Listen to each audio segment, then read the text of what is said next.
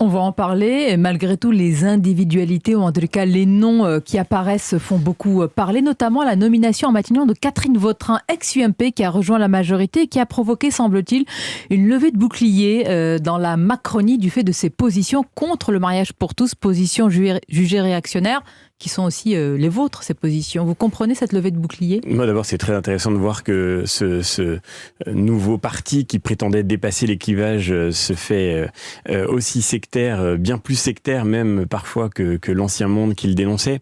Surtout, je crois qu'au-delà de ces spéculations, encore une fois, on vit quand même dans un climat qui est absolument écœurant.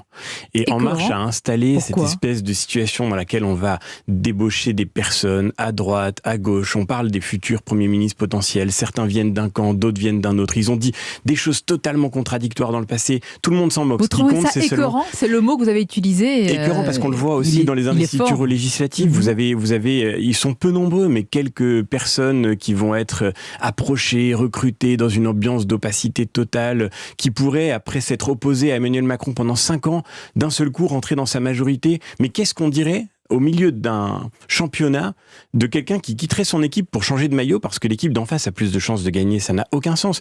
Dans le monde d'avant, quand il y avait de vraies différences de fond, de vraies différences intellectuelles entre la gauche et la droite, quand le clivage démocratique était organisé autour de familles politiques qui avaient une ligne claire, on n'aurait pas imaginé qu'un député de droite passe à gauche parce que son camp avait perdu. On n'aurait pas imaginé que quelqu'un d'un seul coup se décide à dire le contraire de ce qu'il a expliqué pendant 5 ans parce qu'il a une chance de trouver une place au soleil. Et ce climat de corruption généralisée, pas généralisée parce que d'ailleurs... généralisée, mais ceux qui changent de maillot, François-Xavier Bellamy, affirment qu'ils le font pour la France. Par exemple, exemple précis, que répondez-vous à ceux qui d'ailleurs autrefois étaient dans votre camp, je pense à Éric Woerth et d'autres qui affirment que le président doit logiquement avoir sa majorité pour gouverner et qu'il faut l'aider encore en il aura une majorité, il n'y a aucune espèce d'inquiétude. On le sait très bien, on l'a vécu en 2017, l'élan d'une élection présidentielle fait que le président de la République aura très certainement une majorité. Le risque qui guette notre pays, c'est pas que le président n'ait pas de majorité, c'est qu'il n'ait pas d'opposition. Et c'est ça le vrai danger, qu'il n'ait pas d'opposition. La faute à qui ? Est-ce que ce n'est pas les partis traditionnels qui se sont effacés eux-mêmes ? Bien sûr, évidemment.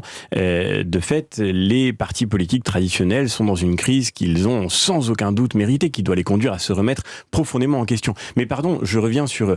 Vous évoquiez Éric Woerth. Éric Woerth a voté contre tout les budgets présentés par les gouvernements successifs d'Emmanuel Macron. Aujourd'hui, il rallie Emmanuel Macron. Je suis désolé de le dire comme un citoyen parmi d'autres, je ne vois pas comment cette situation peut redonner confiance en la vie publique, en la vie politique. Je le dis avec l'estime que j'ai pour Éric Woerth parce qu'il a toujours fait un travail d'une très grande exigence sur la question de la dette publique, sur la question des déficits publics. Aujourd'hui, nous devons à l'honnêteté, je crois, de garder la même clarté sur le fait que la dette publique accumulée, y compris pendant les 5 dernières années, d'une manière plus importante encore que pendant le quinquennat de François Hollande, indépendamment de la question du Covid. Emmanuel Macron a plus augmenté les dépenses courantes de l'État que François Hollande. Il a plus augmenté le déficit structurel de l'État que François Hollande. Je ne vois pas comment un député de droite aurait rejoint la gauche parce que la gauche venait de regagner. Je ne comprends pas qu'aujourd'hui, des gens qui se disent à droite rejoignent un gouvernement qui aura mené une politique plus catastrophique que la gauche.